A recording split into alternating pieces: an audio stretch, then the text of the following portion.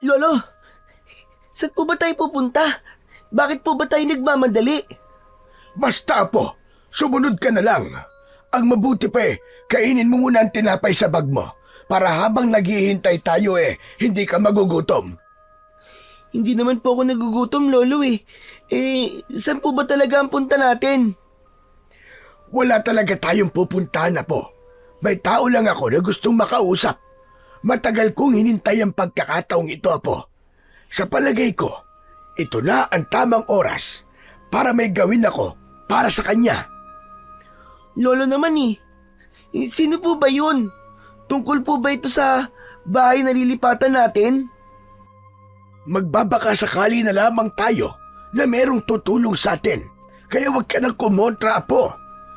Gusto ko lang talagang makalapit sa kanya. May mga bagay lang akong sasabihin sa kanya na kapag wala na ako, ay matitiyak kong hindi ka mahihirapan na po. Kaya't bilisan mo na at baka hindi natin siya maabutan. Matutulungan niya tayo. Ano? Tulong? Para sa naman po, Lolo? Ito po ba yung makikiusap tayong makikitira po sa bakanting lote na pag-aari ng Mang Estong? Pero Lolo, baka palayasin lamang po nila tayo. Hindi pa po kayo nadadala. Ilang beses na po tayong pinagtatabuyan ah. Baka maulit lamang po ang pananakit nila sa inyo. Hindi ako susuko, Apo. Kung kinakailangan kong magmakaawa sa kanya ay gagawin ko. Tama ka.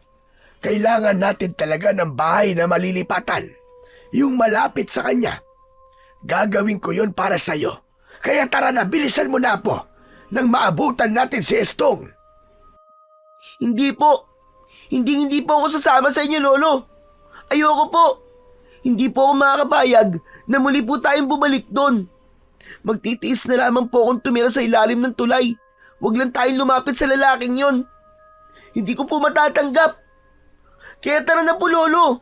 Huwag na po tayong pumunta ron. Pero bakit naman, Apo? Kailangan ko pa po bang ipaliwanag sa inyo kung bakit ayoko pong pumunta sa mansyon nila? Nasugatan pa nga po kayo. Bakit po ba nyo ipinagsisiksikan ng sarili nyo sa lalaking yun, Lolo? Lo, nag-aalala po ako sa inyo. Ayoko pong makita kayong sinasaktan ng ibang tao. Hindi mo ko naiintindihan, Dante. Wala nang ibang paraan, kundi ang lapitan siya. At kung ayaw mo sumama, hindi naman kita pipilitin. Basta't ginagawa ko lamang ito para sa'yo. Para kapag namatay ako, ay hindi ka magmumukhang kawawa. Dahil wala kang bahay na matutuluyan, Apo. Nabanggit nila na magbibigay sila ng libreng pabahay.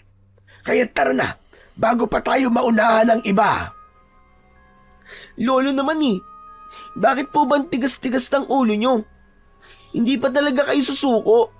Ilang sugat pa ba ang gusto nyong ilagay sa katawan nyo kapalit ng bahay na sinasabi nyo? Hindi po ako naniniwala na tutuparin nila magbigay ng libreng pabahay sa mahihirap. Huwag po kayo magbulag-bulagan, Lolo. Nagkukunwari lang po sila. Mga mapagbalat kayo. Hindi mo ko naiintindihan, Apo eh. Ako po ang di nyo naiintindihan, Lolo. Di bali na lamang po tayong tumira sa ilalim ng tulay. Basta't wag lang po tayo magkakaroon ng utang na loob sa mag-asawang yun. Lalong-lalo na po sa lalaking yun. Dante, Apo ko. Hindi na humahalaga kung may matutulugan tayo o wala. Basta't hindi lang po kayo masusugatan, Lo. Yung wala pong mangyayaring masama sa inyo. Lo, malis na po tayo rito. Nakikiusap naman po ako sa inyo. Ayoko po makikitang binubugbog ka nila o sinasaktan. Paano naman po ako kapag may nangyaring masama sa inyo? Kaya nga ginagawa ko ito para sa'yo. Aba, Dante, hindi lingid sa iyong kaalaman na matanda na ako. At bilang na ang oras na ilalagi ko rito sa mundo, gusto kong kahit ngayon lang may magawa akong tulong para sa'yo. Hindi ko po kailangan ng tulong ng ibang tao. Lalo na kung masasaktan naman po kayo. At hindi po kayo mamamatay, Lo. Kaya't wag po kayo magsasalita ng ganyan. Kahit ngayon lang, Apo. Pagbigyan mo na ako. Alam kong mahirap itong tanggapin. Pero maniwala ka. Ikaw lang talaga ang inaalala ko. Kaya't sige na, Apo. Pumayag ka na, nakikiusap ako. Hayaan mo muna akong subukang humingi ng tulong sa kanila. Ipinapangako ko sa iyo na huli na to. Wala nang nagawa ang may 10 taong gulang na si Dante, kundi ang hayaang lumapit sa kulay puting gate si Lolo Fidel. Ilang beses silang ipinagtabuyan ng mag-asawang nakatira roon. Galit na para silang pinandidirian. Mahigpit siyang napakapit sa bungkus ng tela na lagayan ng kanilang damit habang naririnig niya ang malakas na pagtawag ng matanda sa labas ng gate. Tao po! Estong! Tao po! Kahit may mga tao namang nakabantay sa loob ng bakuran ng puting mansyon, tila mga bingi ang mga ito sa malakas na pagtawag ng matanda. Kitang-kita niya kung paanong binabaliwala ng mga tao si Lolo Fidel. Gustong-gusto niya na itong lapitan at akaging nang umuwi para bumalik sa dati nilang tirahan. Kahit nasa ilalim lang yun ng tulay, ay masaya naman silang naninirahan doon. Dahil walang nakakapanakit na ibang tao sa may 66 na taong gulang na si Lolo Fidel. Pero alam niyang hindi rin makikinig sa kanya ang matanda. Kaya't naghihintay pa siya ng ilang sandali sa kanyang kinatatayuan sa ilalim ng puno habang tanaw ang kaawa-awa niyang lolo. Tao po! Estong! Alam kong naririyan ka sa loob. Alam kong naririnig mo ko. Nakikiusap ako sa iyo, Estong. Wala na kaming ibang mapupuntahan ng aking apo. Kahit si Dante na lamang ang kunin mo. Estong, mag-usap tayo. Kahit makasama lang kami ng apo ko sa libreng pabahay na sinasabi nyo, nakikiusap ako sa iyo, Estong. Lumabas ka! Tulungan mo kami ng apo ko! Parang pinipiga ang dibdib ni Dante ng mga sandaling yon habang naririnig niya ang pakiusap na yon ng matanda. Pinagmamasdan niya ang tila pagmamakaawa na ginagawa ni Lolo Fidel kay Mang Estong. Nakahawak ang mga kamay nito sa bilog na harang ng gate. Naluluha ito habang patuloy na sumisigaw. At dahil sa ingay ng matanda, tuluyan na ngang lumabas ang may-ari ng bahay. Hindi niya yon kilala, pero alam niyang asawa yon ng lalaking madalas lapitan ng matanda. Nakahawak ang dalawa nitong kamay sa bewang at galit na humarap kay Lolo Fidel. Mula sa kanyang kinatatayuan ay naririnig niya ang malakas nitong boses. Ano na naman ba ang kailangan nyo sa asawa ko? Kay aga-aga binubulabog nyo ang pagpapahinga ko. Nakakaistorbo kayo ah. Hindi ba kayo nadadala sa ginawa ng mga tauhan ko sa inyo? O baka naman gusto nyo maulit ang pananakit nila sa inyo? Nakikiusap ako sa iyo, Martina. Si Estong ang gusto kong makausap. Nasaan siya? Ako ang masusunod kung kailan at kung sino ang kanyang kakausapin. Kaya't ang mabuti pa, lumayas ka na sa harap ng pamamahay ko. Hindi kayo nararapat na tumungtong sa lupain ko. Martina, huwag mo naman akong ipagtabo yan. Mahalaga lang na makausap ko siya. Kahit para na lamang sa aking apo. Nakikiusap ako sa iyo, Martina. Lumayas kayo rito.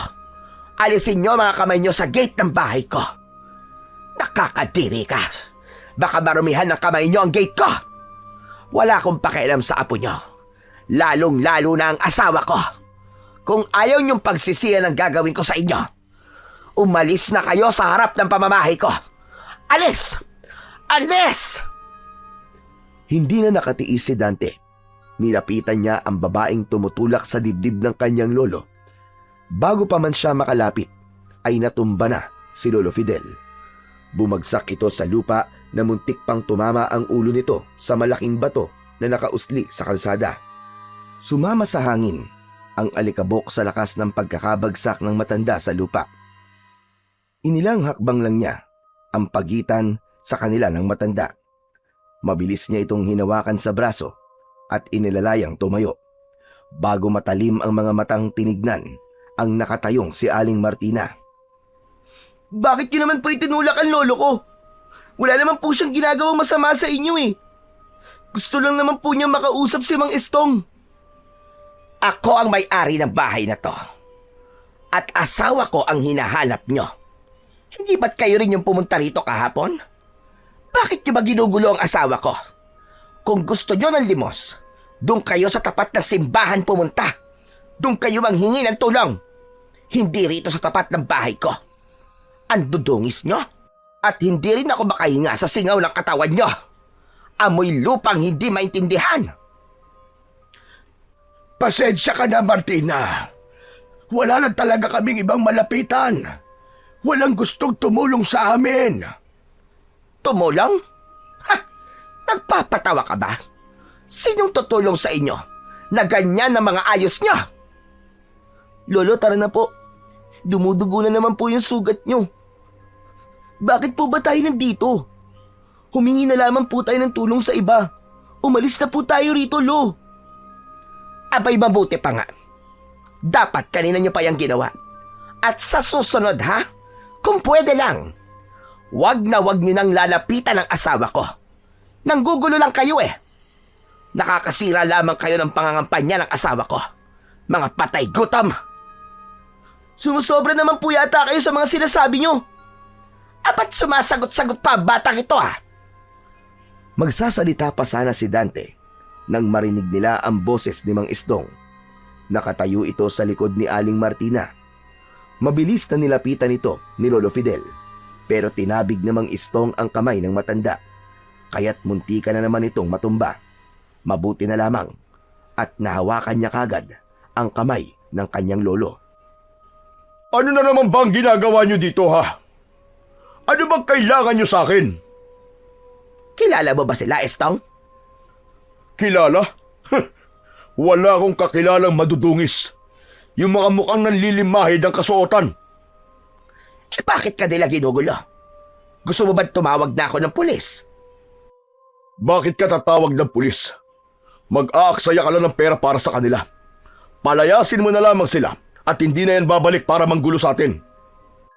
Dumukot si Mang Estong ng pera sa bulsa nito, saka ibinato sa muka ni Lolo Fidel. O heto, abuli ko na sa inyo yan. At pwede ba, wag na kayong babalik dito. Hindi na po. Sa inyo na po ang pera nyo. Hindi namin kailangan yan. Tara na po, Lolo. Umalis na po tayo dito. Pero Apo, Tara na po, Lolo. Huwag niyo na pong ibaba ang sarili niyo sa mga ganyang tao. Pwede naman po tayo matulog sa ilalim ng tulay eh. Bakit po ba kailangan nating magpabalik-balik sa bahay na to? narinig mo naman siguro sinabi ng apo mo. Umalis na kayo, bago ko pa kayo ipakaladkad sa mga tauhan ko. Mga peste! Tatandaan ko po ang ginawa niyo sa lolo ko. Pagsisisihan niyo to. Hindi na kayo aangat pa sa buhay. Hanggang dyan na lang kayo. Lalayuan kayo ng grasya. At kamalasan ang sasapitin nyo. Yan ang magsisilbi niyong anino. Tama na, Apo. Tama na! Hindi kita pinalaki para maging masama at walang galang sa matatanda. Galang? Karapat dapat po bang igalang ang mga taong yan? Sino ba sila sa buhay natin? At para tayong nanlilimos ng awa sa kanila? Nakakahiya po, Lolo. Nakakahiya po ang ginagawa nyo. Abat! Hindi na hinintay ni Dante na lumapat ang palad na matanda sa kanyang pisngi. Binitiwan niya ang dala niyang mga damit at mabilis na tumakbo, papalayo sa lugar na yon. Iniwan niya si Lolo Fidel sa harap ng mag-asawa para bang sasabog ang kanyang dibdib ng dahil sa galit. Hindi niya alam kung bakit kailangan ni Lolo Fidel na gawin ang bagay na yon, kung hindi naman pala sila kilala ni Mang Estong. Para siyang nanliliit sa hiya dahil para silang mga basang sisiw na walang masilungan. Dahil sa bilis ng kanyang takbo, hindi niya napansin ang tumatakbong pasalubong na batang lalaki. Magkasabay silang bumagsak sa lupa, kasama ng mga kahoy na panggatong na dala nito. Pangiwi-ngiwi ang mukha nitong napaupo sa lupa at napatingin sa kanyang gawi. Aray! Aray ko! Ang binti ko, ang sakit! Hinimas-himas ni Dante ang kanyang binti na nasugatan. Bago siya napatingin sa batang lalaki na mabilis na tumayo para lumapit sa kanya. Inilahad nito ang marumi nitong kamay para alalayan siyang makatayo. Nakangiti ito at hindi man lang nasaktan. Halika! Tumayo ka! Pasensya ka na, ha? Kung nabangga kita, hindi ko sinasadya yun. Ako din, pasensya ka na. Hindi ko rin naman sinasadya eh. Hindi rin kita nakita. Masama kasi ang loob ko. Pasensya na talaga. Hinila ng batang lalaki ang kanyang kamay para siya ay makatayo. Kaya lang, naramdaman niya ulit ang pagkirot ng kanyang sugat sa binti, kaya't napaupo uli siya sa lupa. Hala! May sugat ang binti mo! Hindi. Okay lang, kaya ko to. Maliit na sugat lang naman to eh. At teka, bakit ka nga pala tumatakbo kanina? Ah, yun ba? Siya nga pala. Ako nga pala si Eroy. Nagmamadali kasi ako kanina para maibenta ko tong mga nakuha kong kahoy sa palengke. Ah, ganun ba? Pasensya ka na kung hindi talaga kita napansin. Nako, wag mo nang isipin yun. Wala yun. Ano nga bang pangalan mo? Dante. Ako si Dante. Apo ako ni Lolo Fidel. Yung nagtitinda ng mga mutya sa gilid ng kalsada na malapit sa tulay. Ah, oo. Natatandaan ko na. Madalas ko kayo nakikitang nakatayo sa tapat ng bahay ni Aling Martina at Mang Estong. Eh bakit ba? Ba't kailangan yung gawin yun? Hindi ko nga rin alam kung bakit madalas kami pumupunta ni Lolo ron eh. Kaya nga nandito ako. Nagpalipas ng sama ng loob. Nako, ang sabi kasi ng mga matatanda rito, humingi na kayo ng tulong sa aso, wag lang daw sa mag-asawang yun. Kilalang mata pobre ang mag-asawang yun eh. Ewan ko ba? Hindi ko naman sila masyadong kilala eh. Si Lolo Fidel lang ang nakakakilala sa kanila. May maitutulong ba ako sa inyo? May nakapagsabi kasi sa akin na kailangan nyo ng bahay. Gusto mo ba sumama sa akin? Saan? Sa bahay ko. Mag-isa lang naman ako sa buhay eh, dahil ulila na ako sa mga magulang. Alam ko kung bakit kayo lumalapit sa mag-asawang yun. Nagbabaka sakali kayong mapasama sa libreng pabahay na mag-asawa. Huwag kayong maniwala sa kanila. Pakitang tao lang sila. Kasi malapit nang mag-eleksyon. Kaya gagawin nila ang lahat para masilaw ang mga tao sa kanilang layunin. Naiintindihan ko na ngayon. Kaya pala lumapit si Lolo sa kanila dahil sa libreng pabahay. Oo, yun na nga. Kaya nalaman ko kagad na wala kayong matutuluyan. Kapag marami ang nakatingin sa kanila, mabait sila. Akala mo mga santo. Pero kung pupuntahan mo sila sa mismong bahay nila, naku po, makikita mo ang totoo nilang mga ugali. Magsasalita pa sana si Dante nang marinig niya ang mga yabag ng paa ni Lolo Fidel. Humihingal pa ito na nagsalita, dala ang nabitiwang mga damit ni Dante. Apo, bakit mo naman ako iniwan doon? Nabigla lang naman ako. Tara na, umuwi na tayo. Hindi na ako lalapit sa kanila. Pasensya ka na. Hindi ko sinasadya mga nasabi ko. Lolo, pasensya na rin po kayo. Hindi ko naman po sinasadyang iwanan kayo kanina eh. Hindi ko po talaga matanggap yung mga sinabi nila sa atin. Ay Lo, si Eroy nga po pala, bago kong kaibigan. Sinabi niya po sa akin na pwede raw po tayo sa bahay niya. Wala raw naman po siyang kasama dun eh. Sa kanya po muna tayo tumira Lo, kahit pansamantala lang, habang wala pa po tayong bahay na nahahanap na pwede nating lipatan. Abay sigurado ka ba, Eroy? Napakabuti mo naman bata.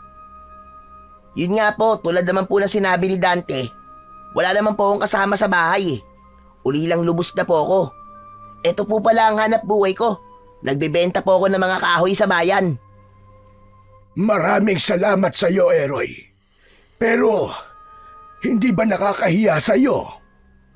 Nako, huwag niyo na pong isipin yun, Lo. Tara na po. Mukhang may sugat po kayo. Marunong din po ako manggamot. Ako rin naman. Sige, pansamantala lang ang pagtira namin sa bahay mo, ha?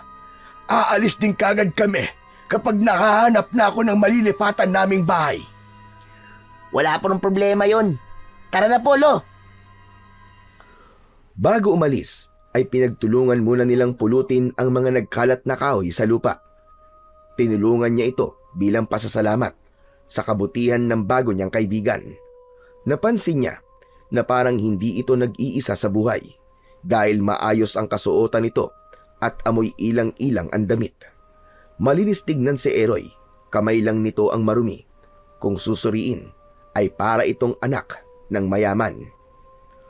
Nang matapos na sila sa pagpupulot ng mga kahoy, ay sinimulan na rin nilang maglakad papunta sa bahay ni Eroy.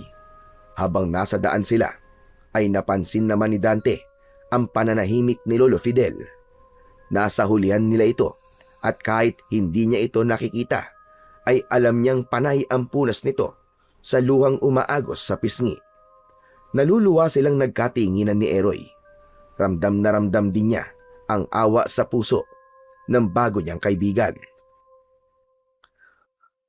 Malayo pa ba tayo? Narito na tayo. Ayun oh, sa gitna ng ilog. Sinundan ni Dante ng tingin ang itinuturong bahay ni Eroy. Halos magulat siya sa magandang itsura ng kubo. Gawa yun sa dahon ng anahaw at kawayan. Napapalibutan ito ng kakaibang mga halamang namumulaklak, katulad na lamang ng mga rosas, gumamela at santan. Napansin din niya ang marami nitong alagang mga tarsier o mamag. Ang mamag ay isa pang tawag sa Philippine tarsier, isang maliit na primate na matatagpuan sa Pilipinas, partikular na sa Bohol, Samar, Leyte at Mindanao. Kilala ito sa malalaking mata, mahabang buntot at kakayahang tumalon ng mataas. Ang mga mamag o tarsier ay aktibo sa gabi at nagpapahinga pagsapit ng araw. Nagtatakang napasulyap si Dante sa nakangiting si Eroy. Wow! Ang ganda-ganda naman ng bahay mo, Eroy. Saka ang dami mong alagang mga mamag ah. Ayan ba? Naging libangan ko na ang pag-aalaga ng halaman at mga mamag eh. Sila yung nagsisilbi kong pamilya at tagapagbantay na rin sa tuwing sumasapit ang gabi. Lolo, nakita niyo po ba? Ang ganda-ganda po ng bahay niya, di ba? Oo. Maganda nga po. Malawak ang bakuran at malinis at walang halaman. Lo, teka. Malabo na po ba ang mga mata niyo? Hindi niyo po ba nakikita ang maraming halaman sa bakuran? Dito na lang po tayo tumira sa bahay ni Eroy, Lo. Pero sigurado ka na ba, Apo, na gusto mong tumira dyan? Oo naman po, bakit hindi? Saka mukha pong tahimik at maganda ang paligid. Sariwa din po ang ihip ng hangin. Tara na po, tayo na pong pumasok sa loob ng bahay.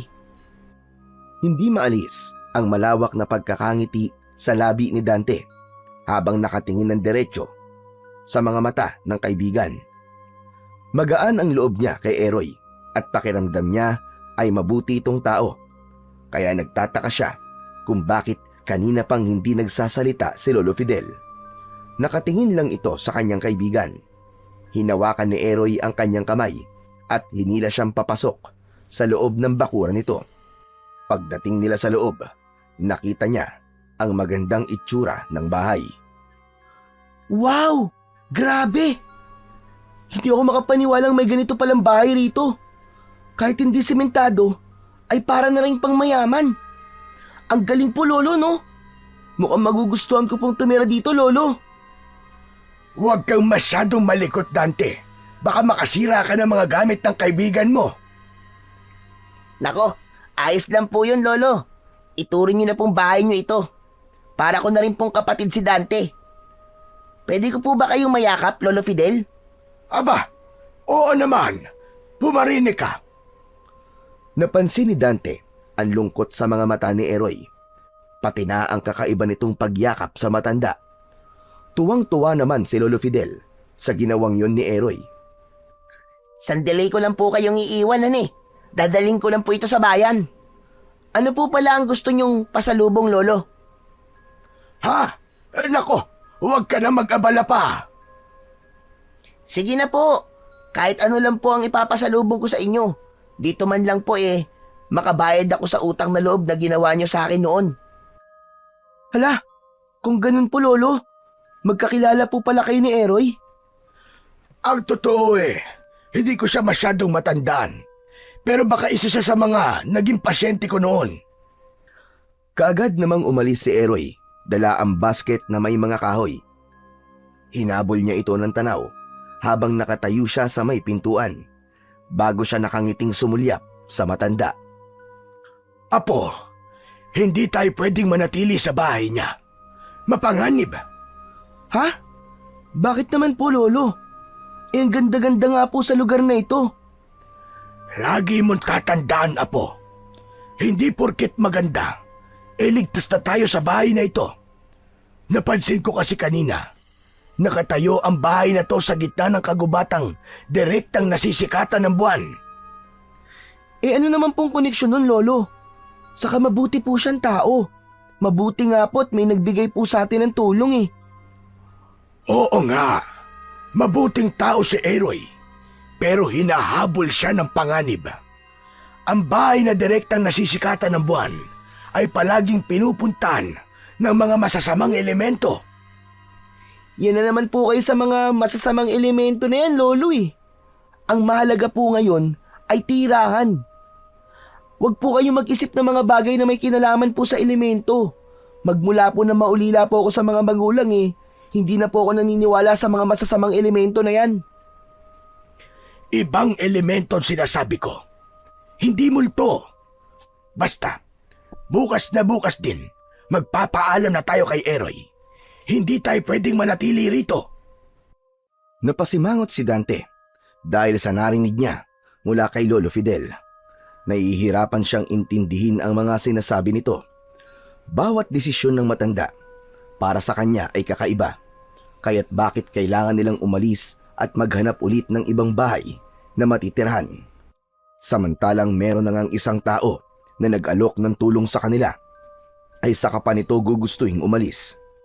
Napatingin na lang siya sa nakabukas na bintana ng bahay at pinagmasdan ang mga mamag na nakakapit sa sanga ng puno ng bayabas. Huwag kang tititig sa mga mata ng tarsyer. Masyadong mapanganib. Hindi sila ordinaryong nilalang na akala mo ay walang silbi at nakakapit lamang sa mga puno. Maaari silang magpanggap na ikaw at gayahin ang boses mo. Pero bihira ang taong may kakayang makapagpaamo sa ganitong mga nilalang. Ano pong ibig niyong sabihin, Lo? Maiintindihan mo rin ang mga sinasabi ko sa iyo, Apo, kapag ikaw na mismo ang makakakita sa mga nilalang na nagtatago sa dilim. Pakiramdaman mo ang paligid natin dahil malapit ng dumilim. Lolo naman huwag niyo naman po akong takutin. Hindi kita tinatakot, Apo. Gusto ko lang maging handa ka sa mga mangyayari. Ang totoo ay hindi ko masyadong kilala si Eroy. Naging pasyente ko lang siya dati. Hindi ko lang kagad siya nakilala kanina. At ang biglang pagsulpot niya sa baryo natin ay palatandaan ng isang panganib. Kaya alam ko na kung bakit marami ngayon ang nawawalang bata sa baryo natin. Sinasabi niyo po bang si Eroy po nangunguha ng mga bata? Hindi. Hindi yun ang tinutukoy ko. Ang sinasabi ko ang dahilan kung bakit siya naririto. Kapag wala na ako, huwag kang aalis sa tabi niya. Dahil marami na ang nabibiktima ng mga aswang dito sa baryo ng Alimpuyong. Akala ko, kapag umalis tayo sa bahay na ito, hindi ka hahabulin ng mga masasamang nilalang. Ang iniisip ko, marahil ay may dahilan kung bakit pinagtagpo kayo ni Eroy. Aswang, Lo? Totoo po ba ang mga aswang? Oo, Apo. At may dahilan kung bakit tayo napunta sa lugar na ito. Halata ang pag-aalala sa kilos ni Lolo Fidel nang sumulyap ito sa labas ng bintana. Hinawakan siya nito sa balikat at hindi umaalis sa kanyang tabi. Napayuko siya sa kanyang paanan. Sa kanya lang nakita ang malaking sugat sa tuhod ng matanda. Lolo, maupo na muna po kayo. Nakalimutan po ni Eroy na gamutin ang sugat niyo eh. Oo nga. Munti ko na makalimutang may sugat ako sa tuhod. Ang mabuti pa ikuha mo ako ng bulaklak ng gumamela sa labas ng bakuran. Hindi po kaya magalit si Eroy kung pipitas po ako ng bulaklak? Hindi siya magagalit dahil alam niyang gamot sa sugat ng bulaklak. Sige na, at nakakahiya naman kay Eroy kung siya pa ang gagamot sa akin. Mabilis na sumunod sa utos ng matanda si Dante. Sa kusina siya dumaan para kumuha ng bulaklak ng gumamela. Pero hindi sinasadyang napatisod siya sa nakalitaw na bato sa lupang tinutungtungan niya. Nadapa siya, sakto sa may ilog. Nakita niya ang refleksyon ng kanyang muka sa malinis na tubig.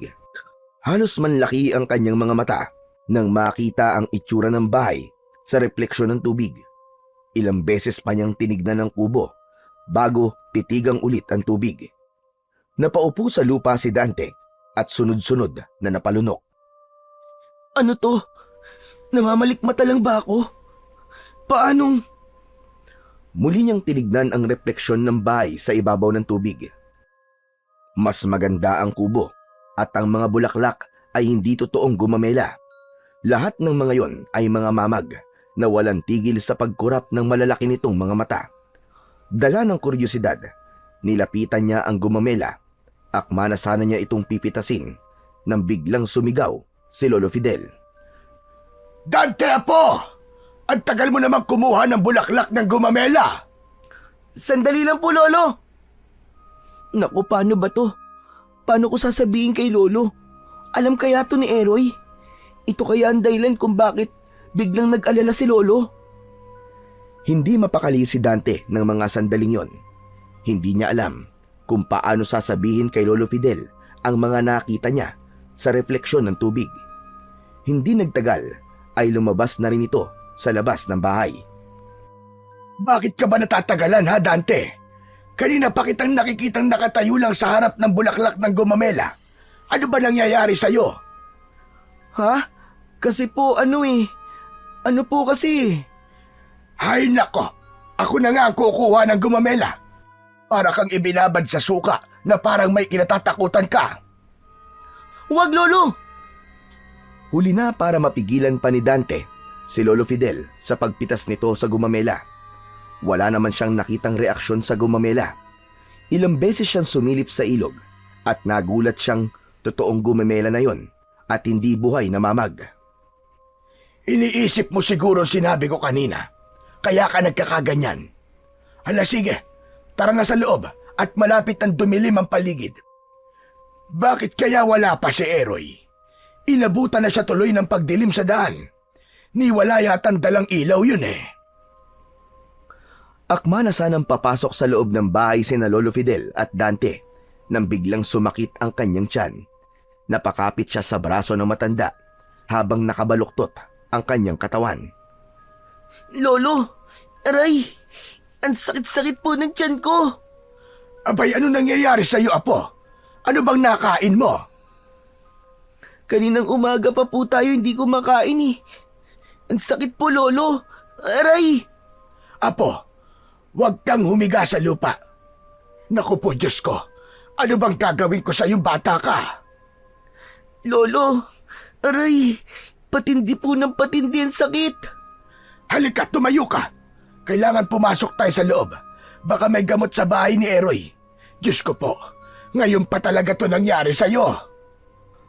Halata ang panginginig sa katawan ng matanda. Habang pilit na inaalalayang tumayo si Dante. Pero hindi pa sila halos nakakapasok sa loob ng bahay nang biglang kumulog at kumidlat. Kasabay ng malakas na pagbuhos ng ulan. At dahil madilim ang paligid, nangapa-ngapa ang dalawa sa daan. Gumuhit ang lamig sa buong katawan ni Dante at mas lalong tumindi ang sakit ng kanyang tiyan. Madali ka! Tumayo ka, Apo! Hindi kita kayang buhatin. Kaya mo bang maglakad? Lolo! Pinilit ni Dante na tumayo, pero napatigil siya sa paghakbang nang mapansin niya ang kakaibang nilalang na nakatayo sa kanilang likuran. Kasabay ng mabahong singaw ng ihip ng hangin sa paligid. Amoy nabubulok na katawan ng hayop. Masakit sa ilong at nakakasuka. Kaya ang nararamdamang sakit ni Dante ay mas lalong tumindi. Lolo! Lolo, may tao po! Saan, Apo? Baka si Eroy na yon. Sa likod po natin, Lo! Muling gumuhit ang kidlat. Kasunod ang pagdagundong ng kulog. Lumiwanag ang buong paligid. Dito na nila nakita ang isang nilalang na nakatayo sa kanilang harapan. Nahihirapan man silang aninawin ang itsura ng nilalang na yon, pero alam nilang hindi ito pangkaraniwan. Maririnig nila ang pag-angil nito na parabang nauulol na aso. Napaatras sila ng hakbang habang hindi nila inaalis ang kanilang paningin sa nilalang na nakatayo sa harap nila. Lolo, ano pong nilalangan nasa harapan natin? Nakakatakot po ang itsura niya. Diyos ko! Nakapasok siya sa bakuran ng bahay ni Eroy. Sino ka? Anong kailangan mo sa akin? Lolo, mapalapit na po siya sa atin. Aray! Ang sakit pa rin po ng tiyan ko! Tiisin mo muna, Apo. Diyos ko, tulungan niyo po kami ng apo ko. Tulungan niyo po kami.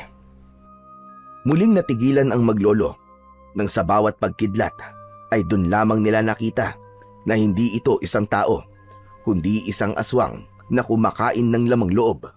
Mapupula ang mga mata habang nakangising tumutulo pa ang malapot nitong laway. Takot na takot si Dante ng mga sandaling yon habang mahigpit ang kapit sa kamay ng kanyang lolo Fidel. Lolo, tumakbo na tayo! Umalis na tayo dito! Hindi siya tao, Lolo! Baka kunin niya po ako! Wala tayong mapupuntahan, Apo. Pumasok ka sa loob at ako na ang haharap sa kanya. Lolo, wag po! Tara na po! Sige na, Apo. Pumasok ka na sa loob ng kubo. Sa pagkalat ng malakas na liwanag mula sa kidlat na gumuhit sa kalangitan, ay tuluyan ng nakita ni Dante ang malahalimaw nitong itsura. Mabalahibo ang mukha nito, pati na ang katawan. Kung hindi siya nagkakamali, ito yung madalas na napapabalitang kumakain ng mga alagang hayop sa kagubatan, at kapag natatagpuan ay wala na ang lamang loob. Wakwak ang tiyan, butas ang dibdib, putol ang braso at paa. Ito rin marahil ang kumukuha sa mga nasasabing nawawalang bata sa kanilang baryo. Nagulat sila nang mabilis itong lumapit sa kanila at binigwasan ito ng suntok si Lolo Fidel, kaya't bumagsak ang matanda sa lupa. Dahil madilim sa kanilang kinaroroonan, hindi niya makita ang matanda. Lo! Lo, nasan ka? Lumayo ka sa kanya, Apo! Nasa harapan mo na ang halimaw! Ha? Lumayo ka sa akin! Wag! Wag mo akong papatayin! Imbis na lumayo, ay sinugod siya ng aswang at umangil ito ng malakas na parang asong nauulol. Nagsipagtayuan ang mga balahibo niya sa katawan at mabilis na tumakbo papalayo sa aswang. Hinabol siya nito habang nagpapaikot-ikot sila sa bakuran ng bahay ni Eroy. Wala itong balak na pakawalan siya. At dahil madilim, hindi siya makatakbo ng malayo. Hindi rin niya maiwan si Lolo Fidel. Sinikap niyang magtago sa makapal na damuhang nadaanan niya. Saktong nakalubog siya sa malalapad na dahon ng gumamela nang dumaan sa kanyang harapan ang umuugong na aswang at panay ang linga sa paligid. Sa dinami-rami ng lugar na pagtitigilan nito ay doon pa sa kanyang tapat kung saan siya nagtatago. Halos marinig niya ang malakas na kabog ng kanyang dibdib. Mabuti na lang at umuulan. Hindi siya maaamoy ng aswang. Maya-maya pa ay umalis na ito sa kanyang harapan. Tiniyak na muna niyang nakaalis ito bago siya lumabas sa kanyang pinagtataguan. Pero nagulat na lamang siya nang biglang may dumakot sa kanyang leeg. Umangat ang kanyang paa sa lupa. Habol ang kanyang hininga habang sinasakal siya ng aswang. Lolo! Lolo, tulungan niyo po ako! Bitiwan mo ang bata, halimaw ka! Kundi, hindi ako magdadalawang isip na labanan ka at patayin! Labanan!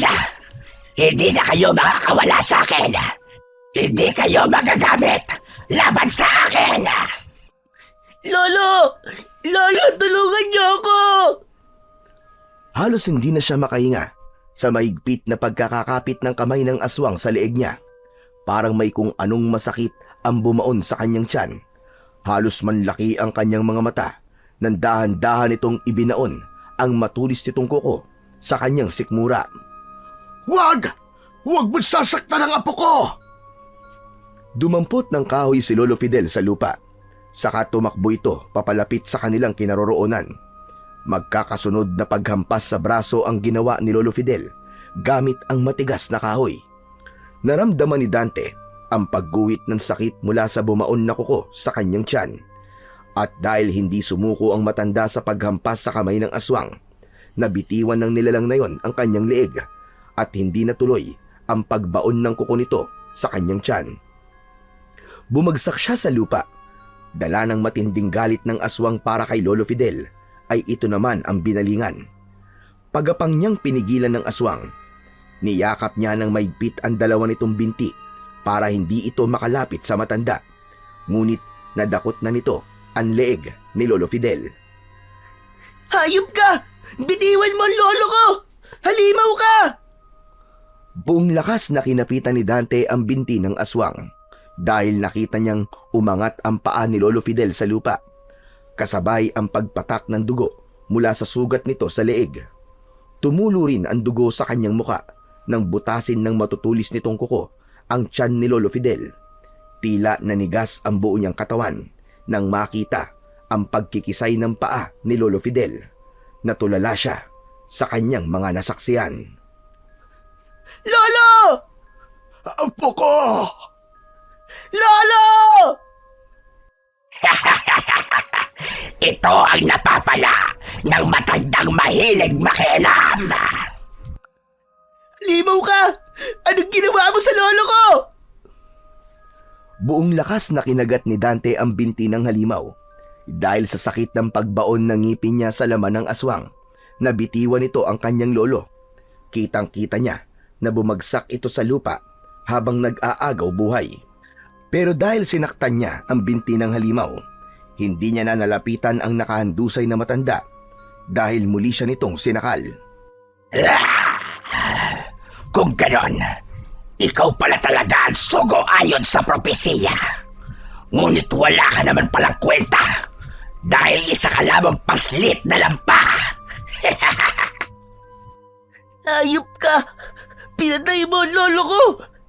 Papatayin din kita! Magbabayad ka sa ginawa mo!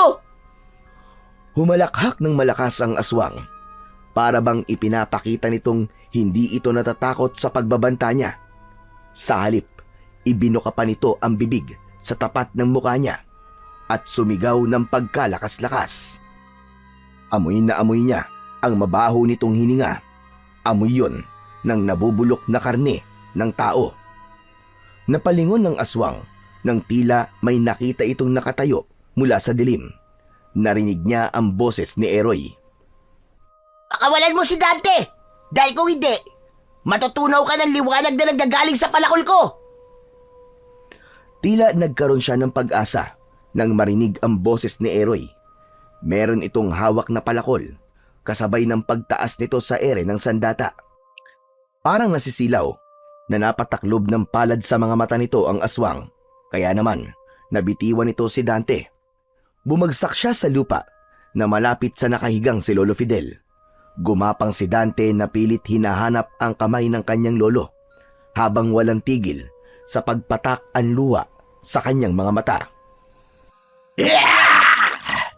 Ilayo mo sa akin yan! Ikaw ang lumayo, demonyo ka! Layuan mo si Dante kung ayaw mong patayin kita gamit ang palakol ko! Gigil na gigil na itinaas ni Eroy ang hawak niyang palakol. Kahit basang-basa na ito ng ulan, ay hindi ito umaalis sa pagkakatayo. Ang pinagtatakhan niya lang ay wala naman siyang nakikitang liwanag mula sa sandata. Mas lalong nanlaki ang kanyang mga mata nang makita niyang nagsitalon ang mga mamag papunta sa kinaroroonan ng aswang.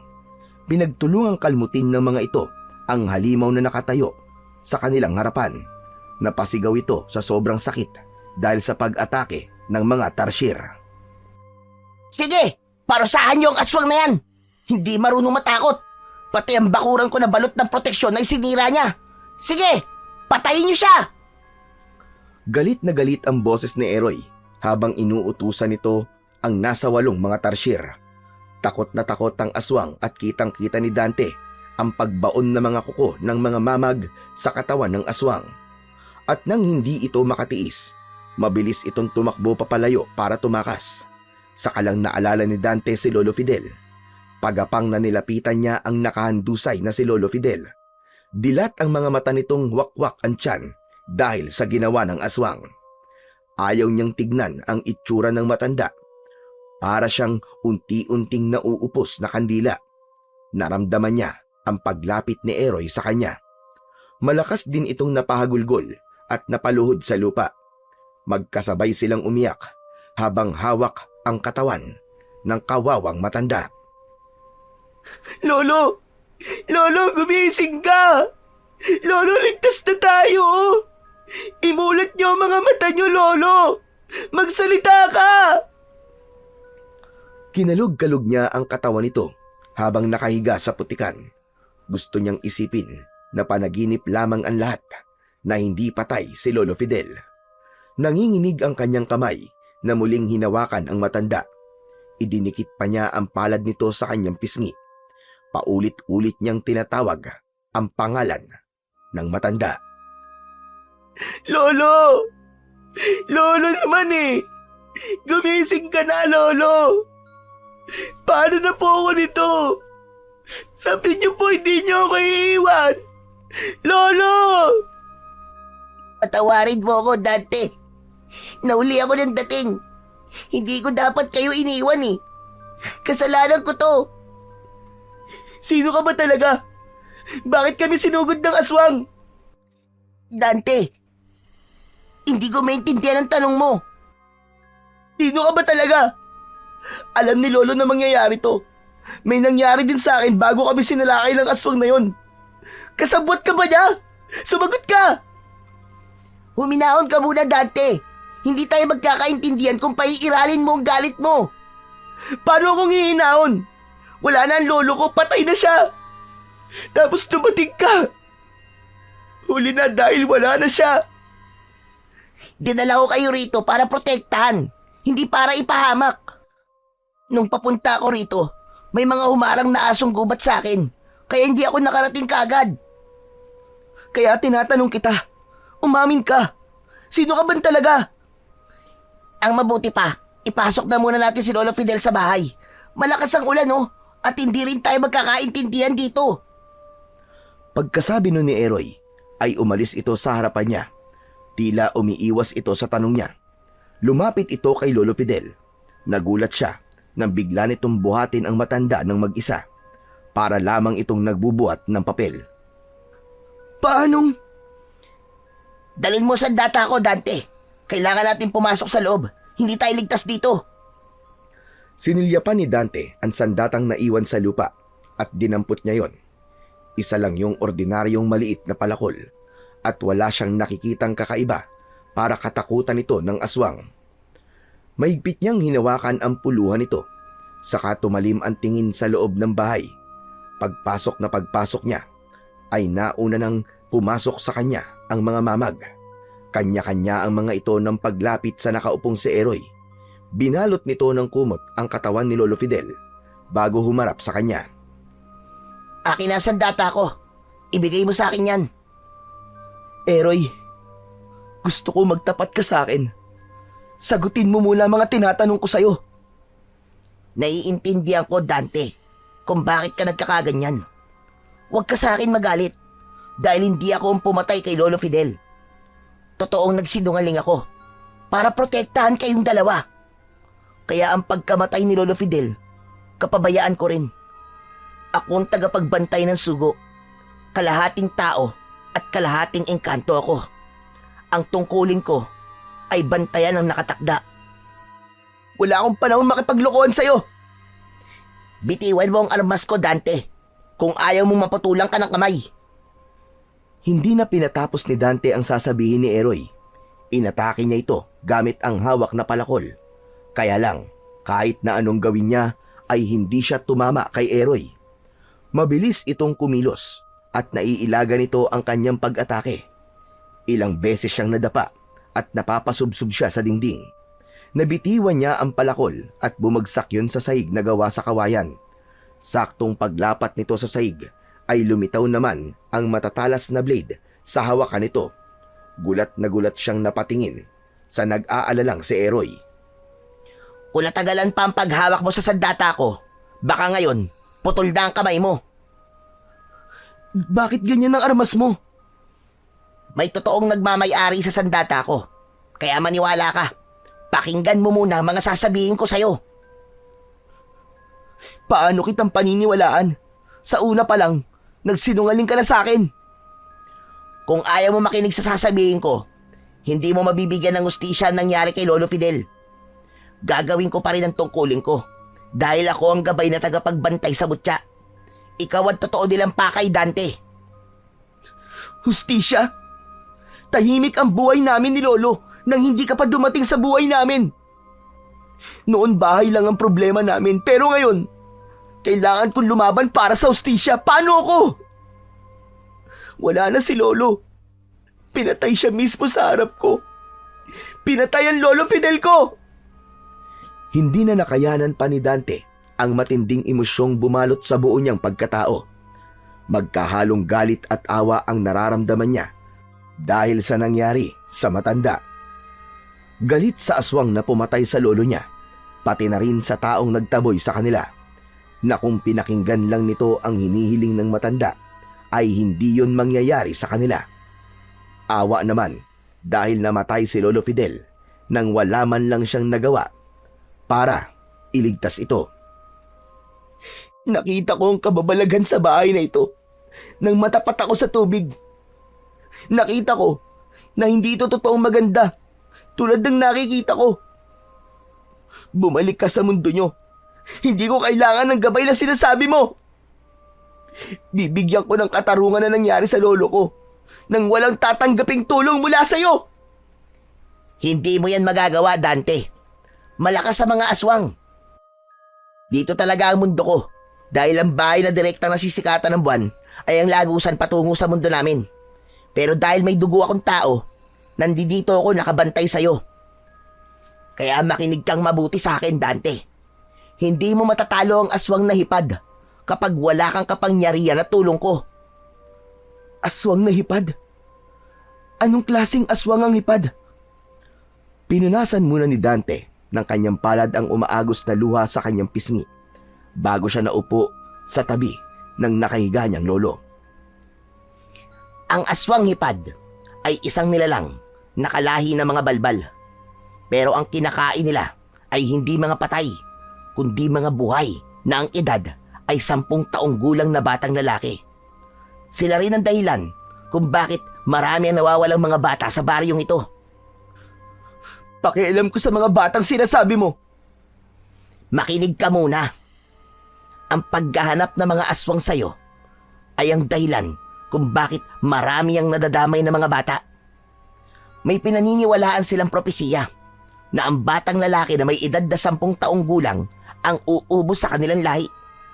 Naniniwala rin silang kung mapapatay nila ang batang nakalagay sa propesiya ay magkakaroon sila ng karagdagang lakas at buhay. Gusto nilang higitan ang 9 na buhay ng mga pusa. Kaya ba kahawig sila ng pusa? Dahil gusto rin nila itong higitan? Hindi yun sa ganon, Dante.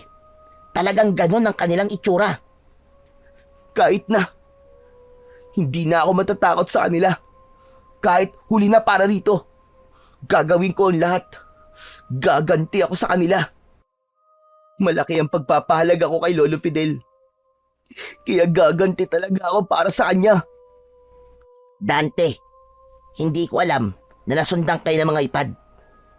May suot na kwintas ang lolo mo. Kunin mo.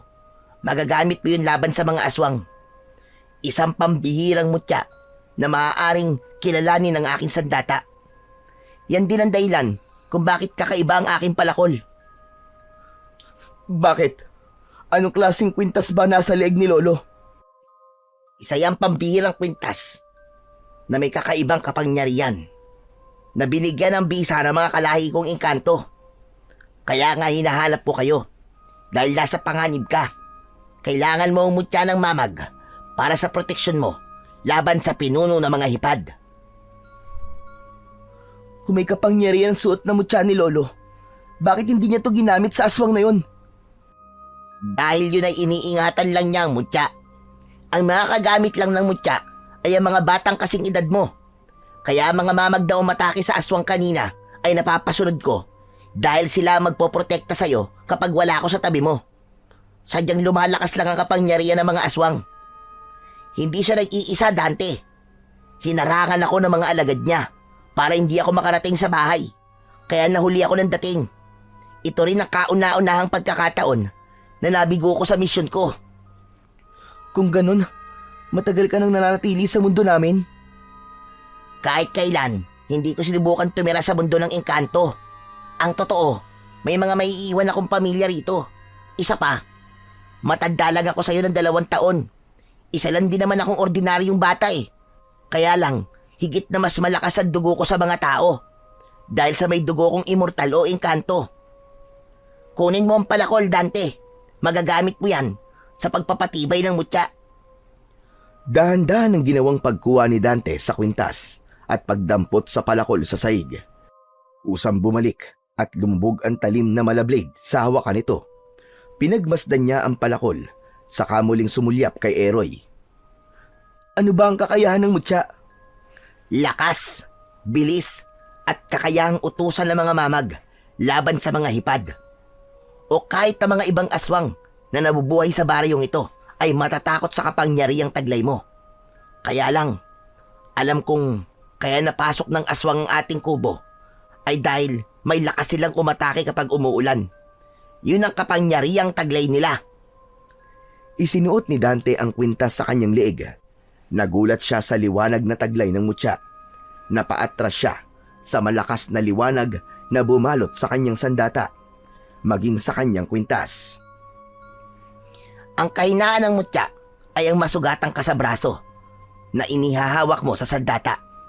Ngayon, igala mo ang iyong paningin. Makikita mo ang totoong itsura ng bahay. Ganon din kapag kaharap mo ang aswang na hipad. Napaawang ang bibig ni Dante nang makita ang totoong itsura ng bahay. Totoong bahay yon, pero nasa ilalim sila ng malaking kahoy ng talisay.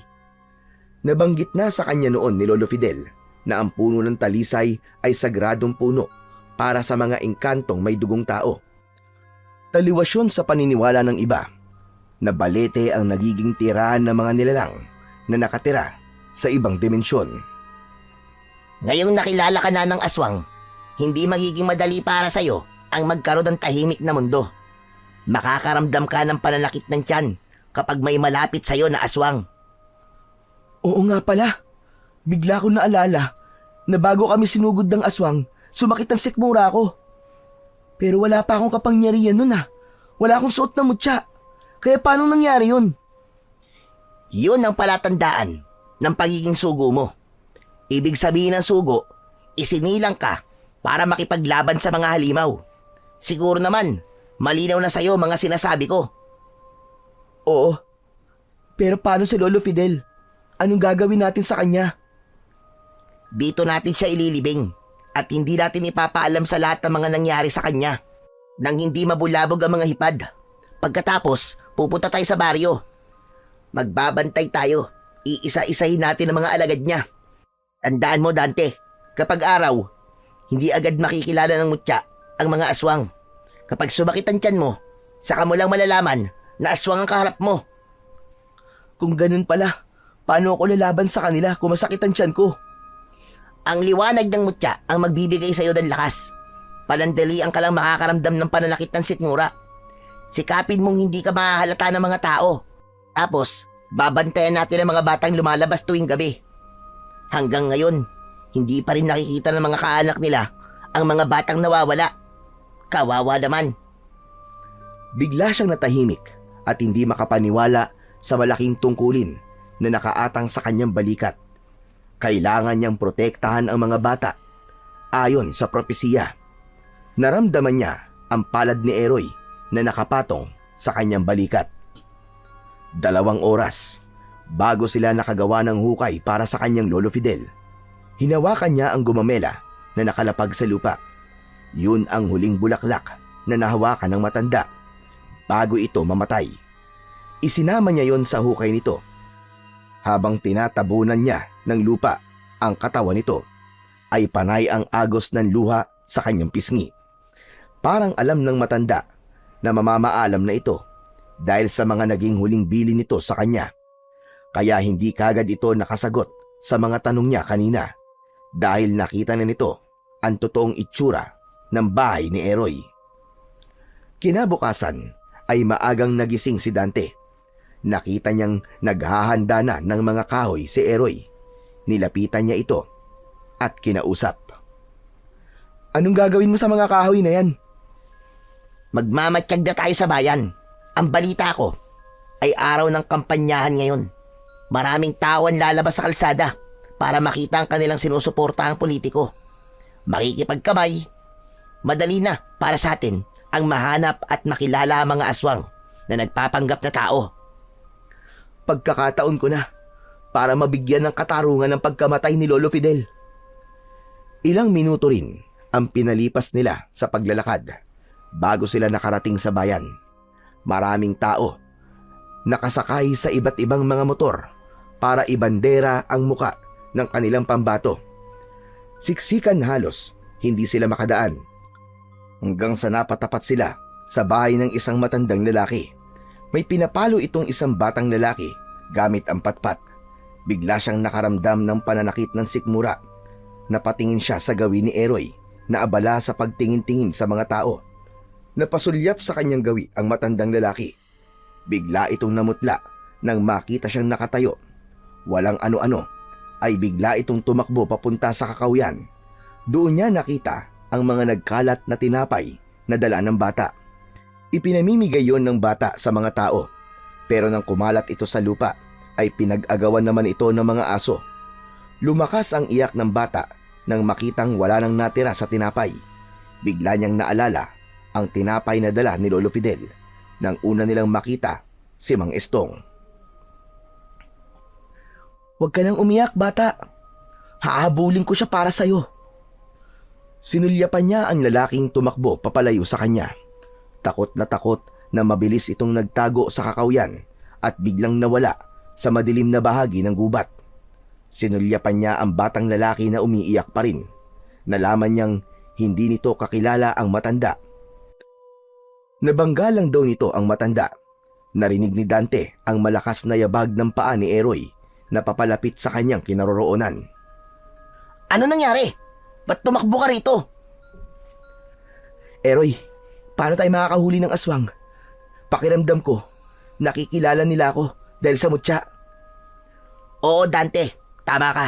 Dahil bukod sa'yo, nakikita nila ang liwanag na nanggagaling sa mutya mo. Kung hubarin ko kaya muna ito at pakiramdaman ko na lang ang sarili ko kung kailan sasakit ang tiyan ko. Hindi maaari ang iniisip mo, Dante. Malalagay ka sa panganib. Traidor ang mga aswang, Dante. Kapag inatake ka nila, hindi sila matatakot. Tandaan mo, marami ang mag-aagawang patayin ka dahil sa kapalit na lakas na makukuha nila kapag nasipsip nila ang dugo mo. Magkasabay na natigilan sina Dante at Eroy nang biglang tumakbo ang batang iniligtas niya kanina, papunta sa lugar na pinuntahan din ng matanda. Hindi na nila ito hinabol, sa halip ay naglakad na sila sa kabilang direksyon. Hahakbang na lamang sana si Dante nang biglang nanakit ang kanyang tiyan nang matapat sa kanila ang mag-asawang sina Martina at Estong. Napahawak si Dante sa kanyang tiyan at titig na titig siya sa nakangiting mag-asawa na nakasakay sa ibabaw ng truck. habang nagpapasabog ng mga tinapay. Halos banggaan sila ng mga tao sa pag-aagawan sa mga tinapay na nagkalat sa lupa. May iilan pa nga na nagtutulakan para sila ang mauna sa tinapay. Hindi niya napigilan ang bugso ng kanyang damdamin. Nakalimutan niya ang tungkol sa totoo niyang pakay. Pumunta siya sa unahan ng nakatigil na truck. Huwag niyong iboto yan! Peke ang mayor niyo! Peke siya! Masama ang ugali niya! Hindi siya totoong makakatulong sa inyo! Masama ang ugali! Halimaw! Isang halimaw! Huminto sa pagsigaw ang mga tao nang marinig ang kanyang sinabi. Umagos ang luha sa kanyang mga mata nang dahil sa labis na galit. Nakalimutan niyang hindi siya nakapagpalit ng kasuotan, kaya may mga dugo at dumi pa ng putik ang nakadikit sa kanyang kulay puting damit. Galit na galit siya sa mag-asawa, kaya lang hindi niya alam kung sino sa mga ito ang totoong aswang. Tumalim ang tingin sa kanya ni Aling Martina. Lumapit sa kanya ang mga tauhan nito. Lahat ay natulala nang biglang sampalin si Dante ng mga tauhan ni Aling Martina sa harap ng maraming tao. O ano? Nakita niyo na! Hindi pa man sila nailuluklok sa kapangyarihan, meron na silang lakas ng loob na manakit. Aswang! Mga aswang sila! Akala niya ay nakuha niya ang simpatsya ng mga tao, pero pinagtawanan lang siya ng mga ito. Hindi sila naniwala sa mga sinasabi ng bata at inisip na nasisiraan na siya ng ulo. Hindi niya mapapatunayang totoo ang sinasabi niya dahil araw yun at hindi makikita ng mga ito ang totoong itsura ng mga aswang. Hindi siya makapaniwalang tuluyang nabulag ang mga tao sa magandang nakalatag na plataporma ng mga ito.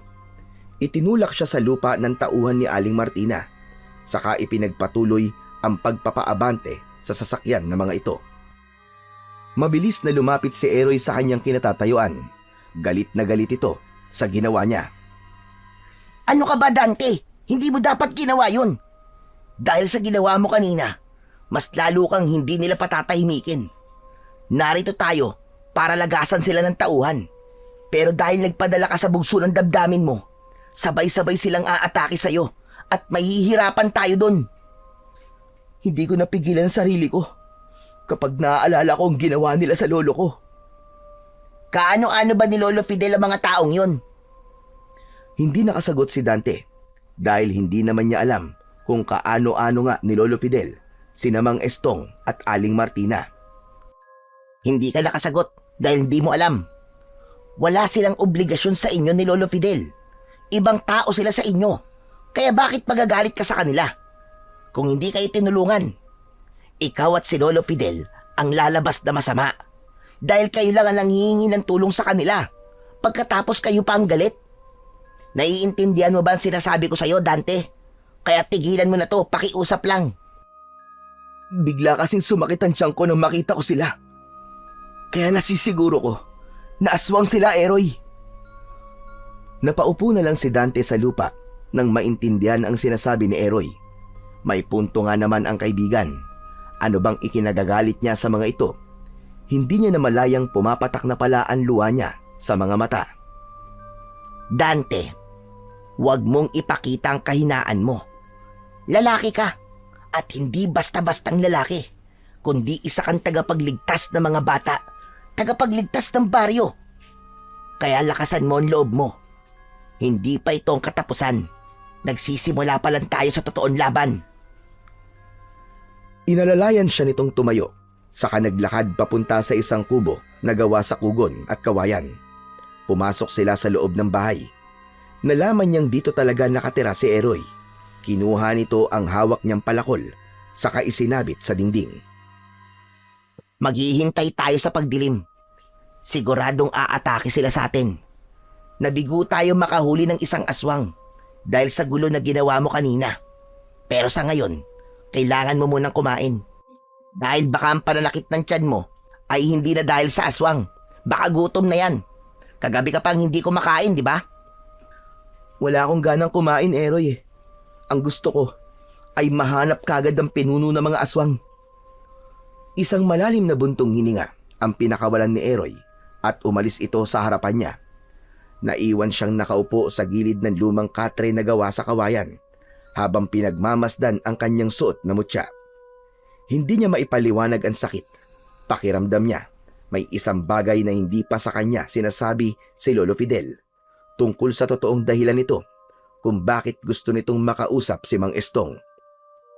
Mabilis na lumipas ang oras. Hindi niya namalayan na nakatulog na pala siya. Nagising siya sa boses ni Eroy na mahinang niyuyugyug ang kanyang balikat. Iniharang nito ang hintuturong daliri sa sarili nitong bibig. Humanda ka, Dante. Narinig ko ang pag-iingay ng mga aso sa kapitbahay natin. Natitiyak kung nasa labas na mga aswang hipad. Ikutan natin. Dahan-dahang tumayo si Dante, kasabay ng pag-iinit ng suot niyang mutya. Ang pagguhit ng sakit ng kanyang tiyan, palatandaan yon na malapit nga lang sa kanila ang mga aswang. Sa kusina sila dumaan, pagkatapos ay marahan nilang sinilip ang harapan ng kubo. Muntik pa silang mapasinghap sa gulat nang makita ang napakaraming aswang na hipad. Sa unahan ay nakatayo ang matandang lalaki na nakita niya kanina. Iniangat nito ang kamay, paturo sa pinto ng kanilang bahay. Hindi sila napapansin ng mga ito habang nagtatago sila sa gilid ng haligi ng kubo. Kausap ng matandang lalaki ang nilalang na pumatay sa kanyang lolo. Biglang naramdaman niya ang matinding galit. Huwag kang papatalo sa galit mo, Dante. Masisira talaga ang plano natin pa nagkataon. Sinasabi ko na nga ba, ang matandang yon ay alagad ng aswang. Hindi kaya ang pinuno ng mga hipad ay si Mang Estong? Paano mo nasabi, Dante? Basta, parang nararamdaman ko, siya ang aswang na pumatay sa lolo ko. Kahit ikamatay ko pa, Eroy. Gagawin ko ang lahat. Basta't mapatay ko lang ang aswang na yon. Magkasabay silang natigilan nang biglang tumingin ang pinuno ng mga aswang sa gawin nila.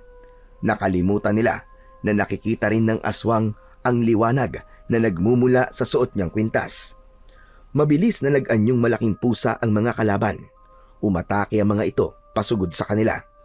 Naiwan na nakatayo ang pinuno ng mga ito. Para bang pinag-aaralan siya ng aswang kung paano siyang makipaglaban sa mga alagad nito. Naunang sumugod ang kulay itim na pusa sa kinaroroonan ni Dante. Parang kusang umangat ang hawak niyang maliit na palakol.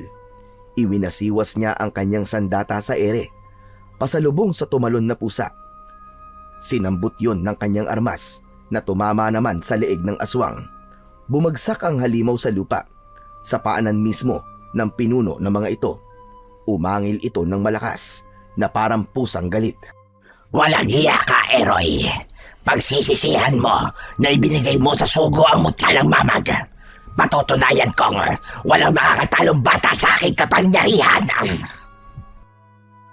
Nagkakamali ka. Totoong propesiya tungkol sa kanya.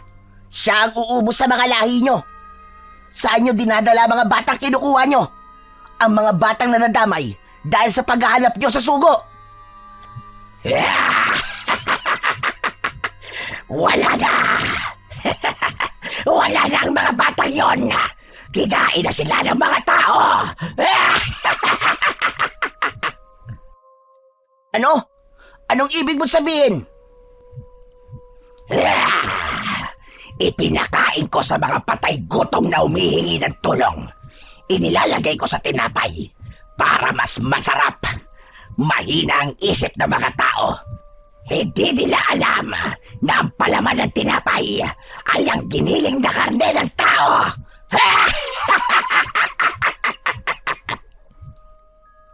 Matagal na hindi nakapagsalita si Dante. Bago pa niya naalala ang tinapay na nakikita niyang pinag-aagawan ng mga tao kanina. Parang gusto niyang masuka, lalo pa, at sarap na sarap ang mga tao sa paglantak ng tinapay. Kung ganon, ipinakain mo sa mga tao nagiging biktima nyo? Hayop ka! Wala kayong kasing sama! Dugo at laman loob lang ang kailangan namin. Para malinis ang ebidensya, ginawa namin silang tinapay de bola. Masarap ba? Nakatikim ka rin ba? Mga walang hiya kayo! Hindi nga kayo tao! Mga demonyo! Dante, huwag kang lumapit sa kanila! Hindi pinansin ni Dante ang sinabi ni Eroy. Sa halip, itinaas niya ang kanyang palakol at sinugod niya ang mga aswang kasama ang pinuno ng mga ito. Nagpasirko-sirko sa ere ang batang si Dante at bawat pagtapak niya sa lupa ay isang malakas na palo ng palakol sa mga ulo ng mga malalaking pusa. Kahit na anong gawing pag-atake ng mga aswang kay Dante ay mabilis niya yung naiiwasan. Habang abala siya sa pakikipaglaban, hindi naman napansin ni Dante ang mabilis na pag-atake ng kalmot ng pinuno ng mga aswang sa kanyang braso. Bumulwak ang dugo mula sa kanyang sugat. Pasadsad siyang bumagsak sa lupa. Dante, tumayo ka! Lumayo ka sa kanila! Mas lalong nagulat si Dante nang biglang pumatak ang ulan. Nawala ang liwanag sa kanyang mutya at bigla siyang nanghina. Nakalimutan niya na kahinaan nga pala ng mutya na masugatan siya sa braso habang hawak ang palakol at ang ulan naman ang kalakasan ng pinuno ng mga aswang. Lumapit ito sa kanya at akma na sana siyang sisipain sa tiyan. Humarang bigla si Eroy at ito mismo ang tinamaan ng sipa ng aswang hipad. Pangiwi-ngiwi ang mukha ni Eroy dahil sa sobrang sakit. Muling sumugod sa kinaroroonan nila ang ilan sa mga alaga nito para patayin sila. Pumikit si Dante. Pinilit niyang maging matatag. Hawak niya ang mutya nang bigla siyang nakarinig ng mga ingay sa kanilang harapan. Tumayo ka, Dante! Tinutulungan tayo ng mga mamag! Narinig nilang nasa panganib ang sugo! Tara na! Wala kang laban sa kanila dahil may sugat ka sa braso! Saan kayo pupunta? Hindi kayo makakatakas! Magkasabay na napalingon ang magkaibigan sa kanilang likuran. Tangka nang hahablutin ng aswang ang suot na damit ni Dante, pero nilukso na ito sa katawan ng 4 na mamag. Nagtamo ito ng malalalim na sugat sa katawan at muka. Umalingaw-ngaw ang nakakatakot nitong sigaw na parang asong nasasaktan. Hindi ito makagalaw dahil sa mga tarsier na nakakapit sa balat nito.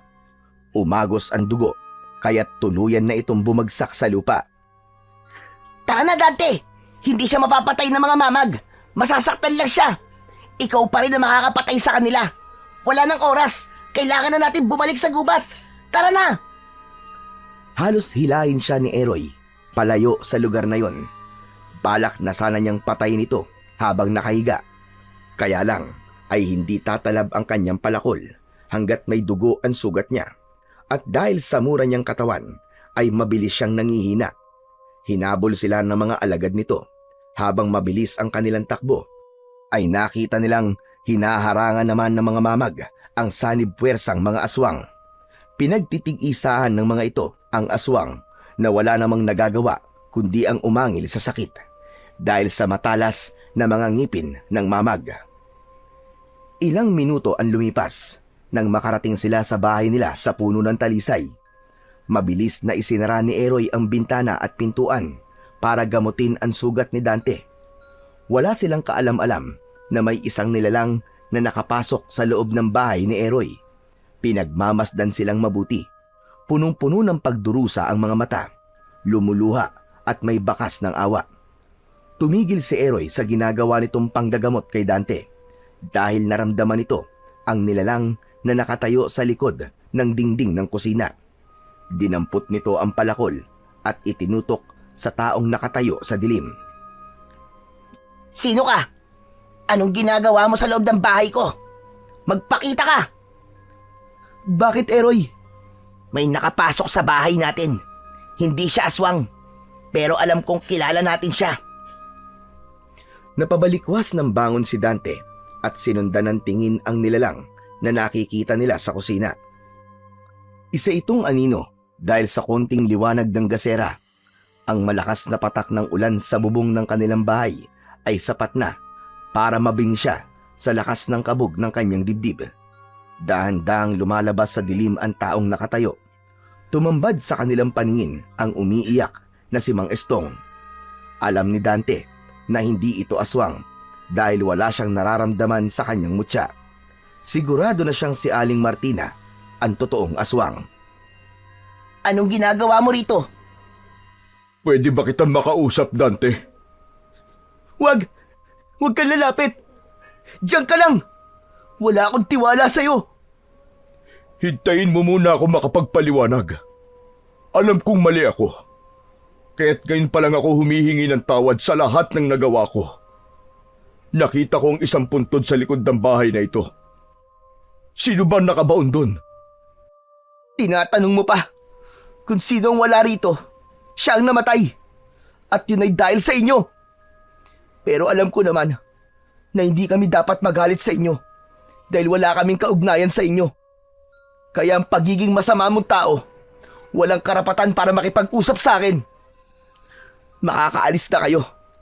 Sapat nang malaman kong hindi kayo ang aswang, kundi si Aling Martina na asawa nyo. Kaya nga ako naparito, para iligtas ka. Ano? Iligtas ako? Kaano-ano ba kita para iligtas mo ako? Hindi ko kailangan ng tulong nyo. Umalis na kayo bago pa kita patayin. Patawarin mo ako, Dante. Hindi kita mapapatawad. Kayo ng asawa mo. Pinatay ng asawa mo ang lolo ko. Kaya kung hindi pa kayo aalis sa harapan ko, baka hindi ko na mapigilan ang sarili ko at mapatay ko kayo. Magsasalita pa sana si Dante nang biglang napahagulgol ng iyak si Mang Estong. Napasalampak ito ng upo sa saig. Pagkatapos ay tumayo. Patakbo sa libingan ni Lolo Fidel. Halos madapa pa ito papunta sa likod ng bahay. Ibang-iba ang itsura nito sa matikas na anyo ni Mang Estong nang una niya itong makita. Ngayon ay napansin niya ang bakas ng pagdurusa at pagsisisi dito. Para bang may mas malalim pang dahilan kung bakit ito biglang nagpakita sa kanila. Hinabol nila ito at kahit umuulan ay pagapang itong napayakap sa nakatambak na lupa sa puntod ng matanda. Tay! Tay, patawarin niyo ako. Hindi ko alam na aabot sa ganito ang maling desisyon ko para iligtas kayo ng anak ko. Patawad, Tay. Diyos ko. Tay, patawarin niyo ako. Hindi maintindihan ni Dante kung bakit habang pinagmamasdan niya ang lalaki na nakadapa sa lupa ay umiiyak at pumapatak na rin ang luha niya sa kanyang mga mata. Nakita niya rin si Eroy na nagpupunas ng luha sa pisngi. Alam na niya kung bakit gano'n na lamang ang kagustuhan ni Lolo Fidel na makausap si Mang Estong. Ginawa ko lang po, Tay. Ang inaakala kong tama na mas makakabuti sa inyo ng mga anak ko. Kaya ako sinamahan si Martina. Gusto niyang manalo ko sa pagiging mayor para malaya na siya sa mga pinagagagawa niya. Akala ko mailalayo ko ang aking anak sa panganib. Binantayan ko siya, Tay. Hindi ko alam na papatayin ka niya. Diyos ko, kasalanan ko ang lahat. Ako ang pinakamasamang anak at ama. Patawad ni Tay. Tumalim ang tingin ni Dante kay Mang Estong. Muli niyang naalala ang ginawa nito sa kanyang lolo. Kung kinausap lamang nito si Lolo Fidel, baka buhay pa ang kanyang lolo hanggang ngayon. Kahit hindi ko po masyadong naiintindihan ang mga nangyayari, alam ko pong kaya ka pinuntahan ni Lolo ay hindi yung tungkol sa bahay, kundi gumawa siya ng paraan para makausap kayo. Pero sana, sinabi niyo sa kanya ang plano niyo. Nang sa ganun, mas maaga ko nalaman na kayo pala ang ama ko. Huli na para sa pagsisisi niyo. Wala na ang lolo ko, wala na siya. Patay na siya. At hindi niya na kayo maririnig. Hindi kita mapapatawad hanggang sa huli. Kayo pa rin ang iniisip ni Lolo. Nagkamali ako, anak. Hindi ko alam na aabot sa ganito ang lahat. Huwag mo akong tawaging anak. Wala kang karapatang maging ama ko. Patawarin mo ko. Bakit kita patatawarin? Ilang beses ko kayong ipinagtaboyan para hindi mahalata ni Martina na kilala ko kayo. Alam ko tungkol sa pagiging sugo mo. Ikaw lamang ang inaalala ko, anak. Kaya nga nakikiusap ako kay Eroy na bantayan kayong dalawa ng lolo mo. Napabilis ang pagsulyap ni Dante sa nakatayong si Eroy.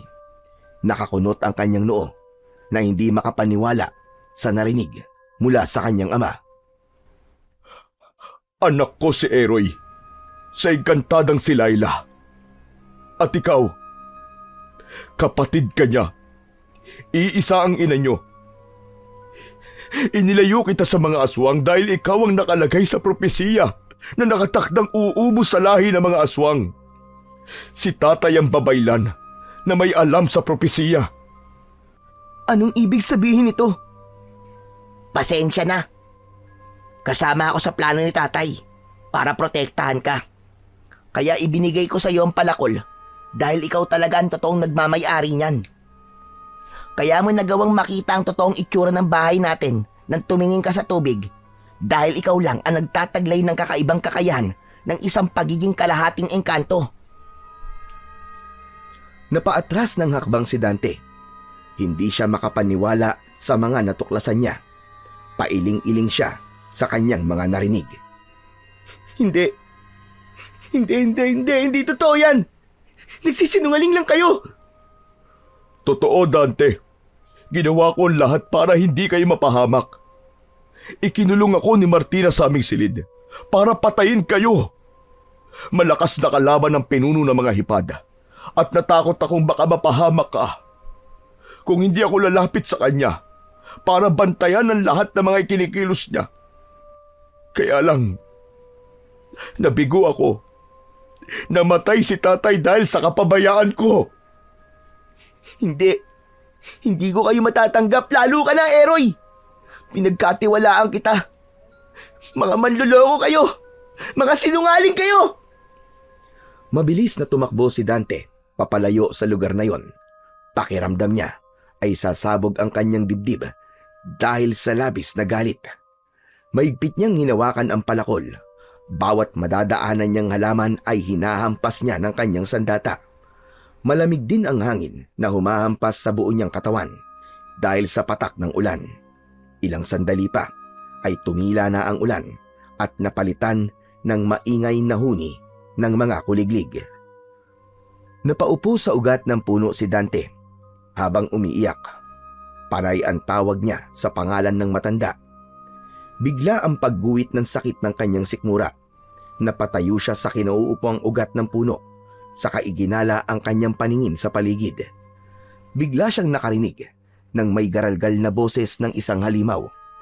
Dahil sa pagliwanag ng kanyang suot na mutya, malinaw niyang nakikita ang pinuno ng aswang na nakatayo sa kanyang harapan. Sinasabi ko na nga ba't hindi pa rin ako binibigo ng gabay ko? Wala ka ng kawala ngayon. Nakikita mo ba ang ginawa ng mga gabay na mamag sa katawan ko? Nga, lintik lang ang walang ganti. Hindi ang katulad mo ang papatay sa akin. Ito ang dahilan kung bakit mas lalo kong natatakam sa dugo mo.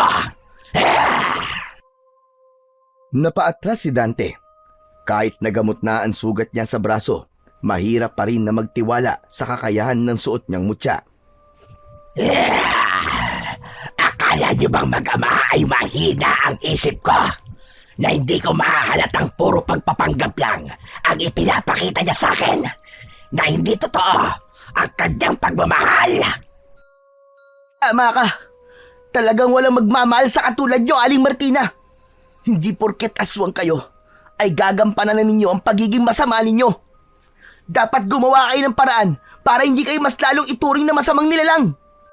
Kaya siguro hindi kayo binigyan ng anak dahil masama kayo. Ugaling demonyo! Wala ako sa simbahan at hindi ka pake para tumanggap ng sermon mula sa isang batang paslit na walang kwenta. Kaya ano pang hinihintay mo? Simulan na natin ang laban! Pasugod na sana si Aling Martina nang biglang dumating naman si Eroy at Mang Estong kasama ang mga mamag. Ang mga alagad ng babae ay nagsimula na rin na pumalibot sa kanila. Walang hiya ka, Martina! Pinatay mo ang ama ko! Magbabayad ka! Papatayin din kitang demonyo ka! Kulang pang kabayaran ng pagkamatay niya sa panloloko mo sa akin. Isasama kita sa pagkamatay ng mga anak mo! Sa sobrang lakas ng sigaw ni Aling Martina, nabulabog ang mga ibong natutulog sa sanga ng mga punong kahoy. Unti-unting nagbago ang itsura nito. Bigla itong nagsapusa. Humaba ang pangil nito at tumutulo ang malapot nitong laway na may kahalong dugo. Nakangisi itong nakatingin sa nakatayong si Dante na nagpalitaw pa sa malalagari nitong mga ngipin. Inihanda naman ni Dante ang kanyang sarili sa pagsugod sa mga kalaban. Tumalon si Aling Martina para atakihin siya ng kagat nito, pero sinalubong niya ito ng hampas ng palakol sa dibdib. At dahil mahina ang kanyang katawan, dahil sa dati niyang sugat sa braso, ay mahina ang pagtama nun sa dibdib ng aswang. Kaya naman, nakaganti ito ng kagat sa kanyang balikat. Bumaon ang pangil nito sa kanyang laman at bumulwak ang sariwang dugo sa kanyang sugat. Nakita yon ng kanyang ama at bakas sa mukha nito ang matinding pag-aalala. Anak! Mabilis na tumakbo papalapit sa kanilang kinaroroonan si Mang Estong. Ni wala itong dalang armas, kundi ang kamaulang nito na malakas na isinuntok sa muka ni Aling Martina. Bumagsak ang pinuno ng mga aswang sa damuhan, kaya't naitayo siya ng kanyang ama. Nanginginig ang kamay nito na nakaalalay sa kanya. Habang si Eroy naman ay abala sa pakikipaglaban sa mga alagad ni Aling Martina, bumagsak sa damuhan ang mga kalaban ng kanyang kapatid. Pinilit nitong makalapit sa kanya para tulungan siya. Kaya lang, maging ito ay nakagat na rin ng mga aswang na hipad. Naramdaman ni Dante ang mainit na likidong umaagos sa kanyang balikat. Bumagsak siya sa damuhan at mahigpit niyang hinawakan ang kanyang mutya.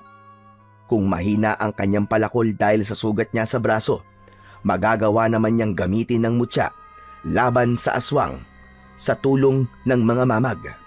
Nakaupo siya sa lupa nang simulan niyang ipikit ng mariin ang kanyang mga mata. Lumiwanag ng husto ang kanyang mata, pati na ang kanyang palakol. Dante, tumayo ka! Papalapit na sila!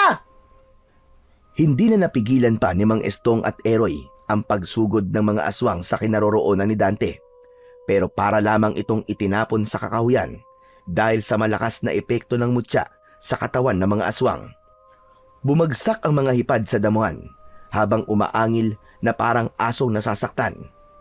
Biglang gumalaw ang mga dahon sa kagubatan dahil sa pagsugod ng mas dumaraming mga mamag.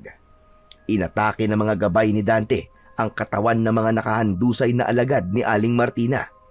Pinagtig-isahan ng mga mamag ang mga halimaw hanggang sa tuluyan nilang mapatay ang mga aswang na hipad. Nakita ni Dante ang pagtayo ni Aling Martina para sana umatake sa kanya. Sinalubong naman niya ito ng ubod lakas na pagpalo ng palakol na tumama sa katawan nito. Bumagsak ito ng pasadsad sa lupa at mabilis niya itong nilapitan, saka muling hinaribas ng palakol sa leeg. Binitiwan niya ang kanyang sandata at hinayaan niyang nakabaon yun sa leeg ng aswang. Tama na! Tama na, anak! Tama na! Hindi na siya makakaligtas dahil sa tama niya sa leeg. Hindi maghihilo man sugat niya kapag nanggaling yon sa talim ng iyong sandata. Sa halip, mapapaso siya at masusunog hanggang siya ay matunaw. Hindi pa ako nakakaganti sa kanya. Hindi sapat ang kamatayan niya. Tama na, Dante. Mali ang gumanti ng higit sa kanilang ginawa dahil lalabas na wala ka ring ipinagkaiba sa kanila. Sapat na ang pagpaparanas sa kanila ng sakit para ipagtanggol ang iyong sarili. Hayaan mo siyang mamatay nang dahil sa kapangyarihang taglay ng mutya mo. Kahit na anong gawing pag-iwas, talagang mamamatay sila sa mga kamay mo. Dahil yun ang nakatala sa propesiya na ikaw ang papatay sa kanila. Iginala ni Dante ang kanyang paningin sa paligid at sa mga nakahandusay na aswang sa damuhan. Totoong walang bisa ang mutya kapag may sugat ang kanyang braso. Pero kapag taimtim ang panalangin para manalo sa laban, pakikinggan ng Panginoon ang panalangin sa oras na nasa panig ng kabutihan ang taong humihiling. Ikaw talaga ang nakatakdang tumupad sa nakalagay sa propesiya, Dante. Nagtagumpay ka. Binabati kita at sobra kitang ipinagmamalaki. Ngayong natalo mo na mga aswang anak, aalis na ako. Sapat na sa akin na malamang ligtas ka. Hindi man ako nagtagumpay sa pagliligtas sa buhay ng lolo mo. Nagampanan mo naman ang pagiging sugo laban sa mga aswang na hipad. Tumalikod si Mang Estong sa kanyang harapan at matamlay na naglakad papalayo sa kanilang dalawa ni Eroy. Halos magkasabay ang dalawa sa pagtawag ng tatay kay Mang Estong. Tay! Humarap muli sa kanila ang nakatalikod na si Mang Estong. Nangingilid ang luha nito sa mga mata. Mga anak, patawarin niyo ako kung ito naging kapalaran niyo sa pagkakaroon niyo ng amang katulad ko. Alam ko pong mas masakit para sa inyo nangyari kay Lolo. Dahil siya po ang ama nyo. Kaya lang, mas nangingibabaw ang pagmamahal nyo sa amin. Kaya mas pinili nyo po magsakripisyo para sa amin. Ko naman po walang masasabi sa pagiging ama nyo, Tay. Maliban na lamang po sa ginawa nyo akong gwardya sa sarili kong kapatid. Nagtawanan ang tatlo dahil sa mga narinig nila sa sinabi ni Eroy. Masaya silang nagyakapan at iniwan ang mga nakahandusay na mga halimaw sa lupa, habang unti-unting nasusunog at nagiging abo. Ang mga mamag naman o tarsier na gabay ng mutya ay nagsipag-akyatan sa mga puno at malayang nakamasid sa kanilang paglalakad, papalayo sa lugar na yon. 5 minuto ang lumipas, ang katawan ng pinuno ng mga aswang na hipad ay unti-unti nang natunaw. Naiwan ang palakol na nakabaon sa lupa. Sa mahabang panahon ay tinubuan na ito ng malalagong halaman hanggang sa tuluyang matakluban ang sandatang pumatay sa pinuno ng mga aswang na hipad. Naglaho na parang bula ang mag-aama at nagpakalayo-layo sa baryo ng Alimpuyong. Namuhay sila ng tahimik at walang nakakaalam sa totoong lahi nila Dante at Eroy bilang isang manunugis na mga aswang sa tulong ng gabay ng mga alaga nilang mamag. Kuya, bakit hindi ka na nangunguha ng mga panggatong sa bundok? Sa palagay mo, totoo ba na nangunguha ako ng panggatong sa bundok? Kunwari lang yun para makalapit ako sa'yo. Ang lakas mo ngang bumangga Ang layo ng itinalsik ko Kasalanan mo yun kasi yun ang naisip mong paraan para makalapit sa akin. Kung nagsabi ka kagad di sana hindi ka na nasaktan. Sira ka pala no? Kung sinabi ko, di tapos na ang kwento. Kwentong ano? Ano to? Palabas sa sine? Tama na yan. Sige na. Kumain na tayo. Baka mamaya may umiyak na naman dyan. Nagkatinginan silang dalawang magkapatid dahil alam nilang si Dante ang iyakin sa kanila. Napuno ng asaran at tawanan ang buong loob ng bahay ng mag-aama sa malayong baryo ng Santa Ines, kung saan doon sila nakakita ng bahay na direktang nasisinagan ng liwanag ng buwan, papunta sa kanilang tunay na mundo. Nabuhay sila ng payapa at masaya, ngunit hindi sila nagpakampante at nanatili silang alerto at nakabantay sa posibleng pag-atake ng mga aswang sa kanila at iba pang masasamang elemento, dahil naniniwala sila na hindi tatahimik ang kampon ng kadiliman hanggang nabubuhay ang sugo na may hawak ng mutya ng tarsier at ang makapangyarihang palakol na hahadlang sa masasamang plano nila. Ngunit mas nangingibabaw pa rin ang paniniwala nila na hanggang nananampalataya sila sa Diyos Amang makapangyarihan sa lahat, ay hinding-hindi magtatagumpay ang kasamaan laban sa kabutihan.